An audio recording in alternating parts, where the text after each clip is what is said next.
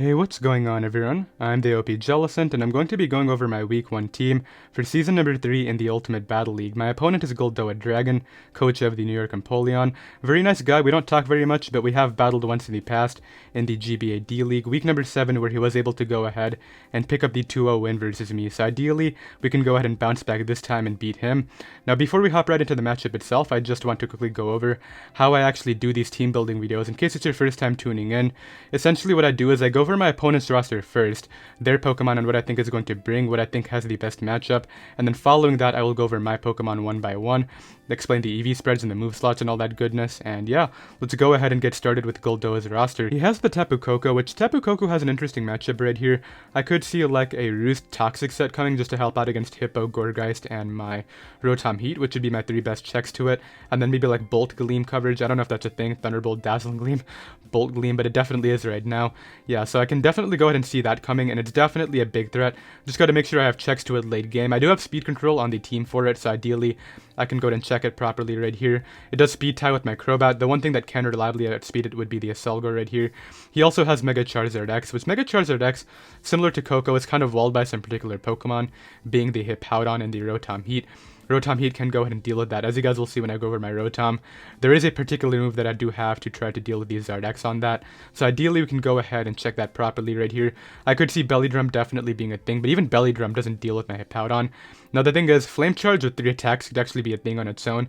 If he does weaken my team, that could be a good late game win condition for him. So ideally not, we'll see what Zardex sets he opts to bring, but I've definitely prepped for it all. Suicune has an interesting matchup right here, because it doesn't really deal with my Latias or Manaphy all too well, but it can easily pivot into Pokemon like my Weavile, my Hippowdon, even Physical Crobat. Now I'm not bringing Physical Crobat because I don't think it does that well right here, despite his lack of resistances to the Flying Poison coverage, because I really opted for the special set right here. I definitely think Suicune could be annoying because it could check my Weavile, which is actually my win condition this week, as you guys will see when I go over that Pokemon, so just gotta watch out for that. Nidoking is an absolutely big threat against my team, because the only things that might switch in would be my Latios, which I would need an insane amount of Spadaf to be able to take 2 Scarf Ice Beams. Even without the Life Orb, it's still 2-hit KOs Lottie right here, so just got to be really careful about that. Hippowdon gets 2-hit KO'd. Essentially, the only thing that might not get 2-hit KO'd is Manaphy, which I'm trying to capitalize on right here. So, ideally, Manaphy can go ahead and deal with the Nidoking right here. He has Heracross. I could see, like, sub-Heracross being a thing. Crobat does get Infiltrator, so he has to watch out for that right here. But yeah, like, sub-3 attacks Heracross with Flame Orb, like Close Combat Megahorn, and then a Rock move would probably be his best bet right here. I don't think it's a good Scarfer, because there's not really a move he can lock into that's very spammable right here. Crocodile, which is the next Pokemon, is, I think, a much more spammable Scarfer right here. Just kind of spamming knockoff. Now he does have to be careful about Cobalion. I could be Air Balloon, I could be Chica Berry. Air Balloon, Cobalion kind of walls Nidoking. I mean, sorry, Crocodile, unless he brings like Fire Fangs, so that could be a very cool bring. Now, as you can see on the top, I'm not bringing Cobalion, so definitely gotta watch out for Scarf Crook. I do have prep for it, as you guys will see. Licky Licky is kind of one of his worst walls right here. I definitely don't think it's going to wall my Manaphy, Cobalion. Any setup sweeper that I might bring is just going to blow away Licky Licky right here before it can really stall them out, so I don't see Licky Licky as a very strong bring. Rotom-Mo could be a Scarf set. It's kind of pivoted in on by Mega Lati though, so the one thing it could run to maybe deal with that would be like Thunder Wave or even Foul Play. Foul Play could help out against my Mega right here. Could definitely be a thing. Skarmory Spike Stacks, but it really doesn't help out against Pokemon like my Rotom-Heat. He could bring it just to help out against a Weavile, just because it can kind of freely get up rocks on that.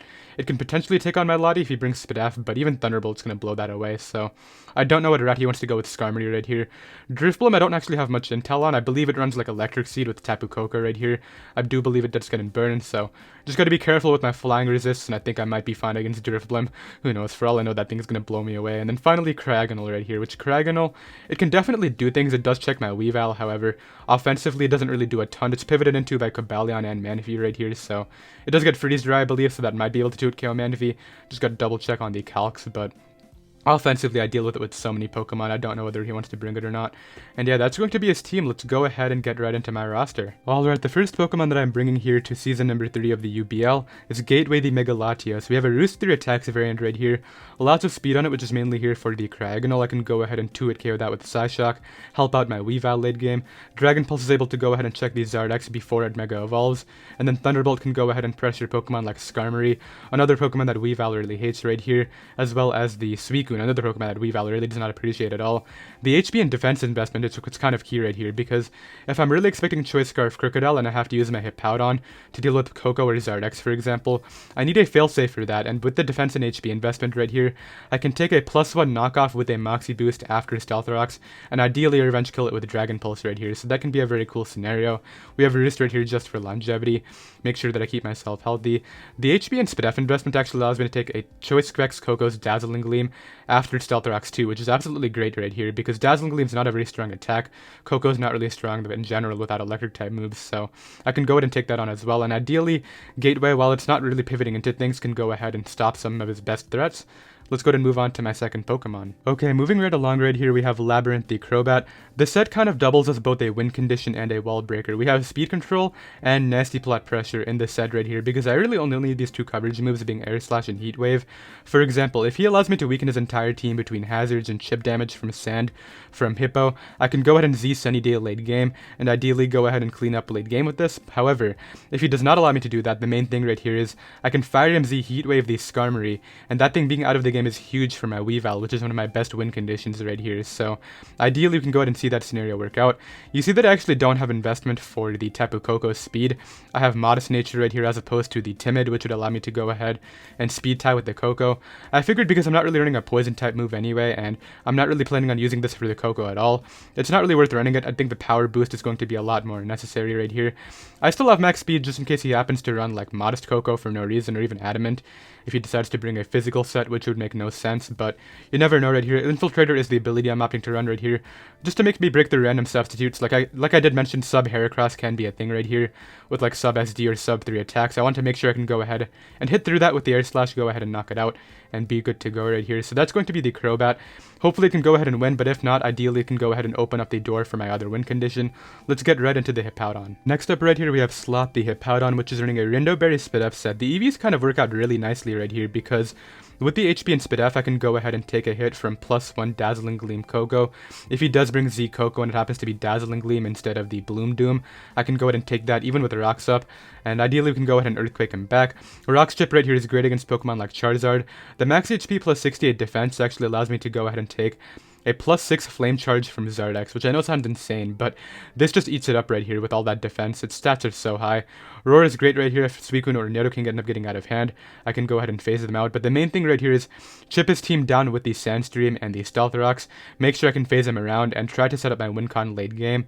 This doesn't really have a move to hit obviously the Skarmory, so I want to go ahead and roar that out whenever it comes in.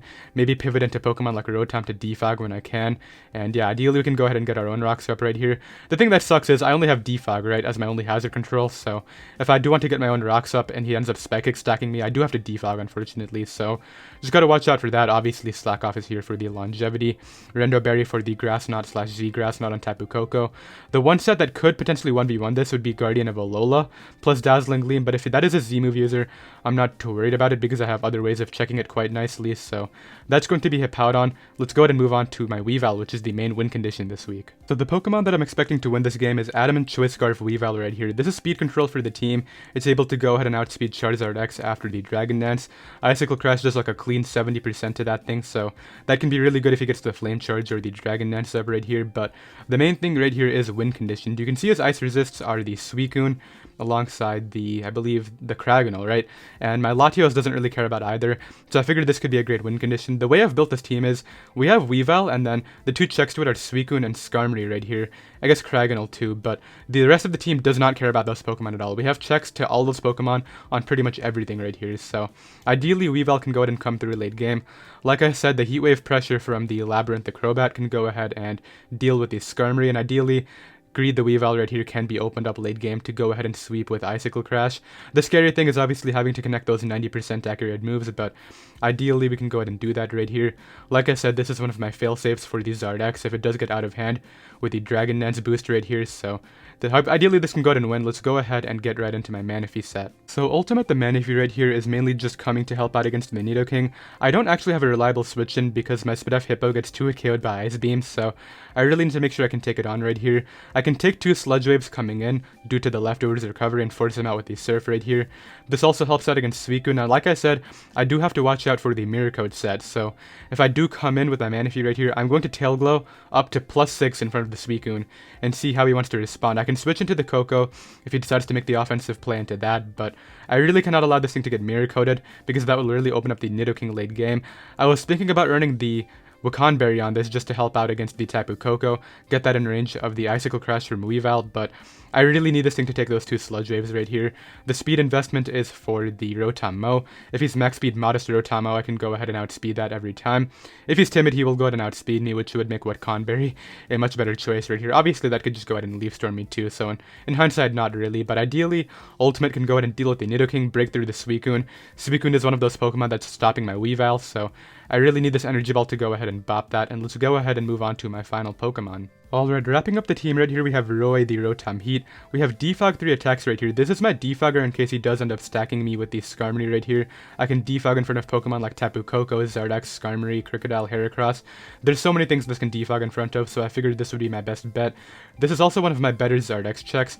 Hippowdon is going to be constantly pressured throughout the course of this game between Tapu Koko, Nidoking, Heracross, Crocodile, so I really need Roy, the Rotom-Heat, to be able to check these Zardax. I'm really expecting sub-Dragon Dance because he can't really afford to let that thing get Thunder Waved. With the Foul Play right here, I can go ahead and 2-hit KO it after a Dragon Dance. I can also break any sort of substitute, and I can actually take potentially 2 +1 Dragon Claws after the Dragon Dance boost, obviously, and ideally we can go ahead and get those 2 Foul Plays off. The Volt Switch is great right here. I don't have Will-O-Wisp, so unfortunately Overheat is going to be my one thing to hit the Crocodile with. I'm not worried about Crocodile. Like I said, I can pivot into that with my Hippo if I need to, so not too worried about that right here, but the main thing right here is Defog and a check to the Zardax in case Hippo cannot do that right here. And yeah, that is going to be the team. The match will be going live exactly 24 hours from when this was uploaded, so 10 AM Eastern on Friday. I hope y'all are looking forward to it, and I will see you then. Later.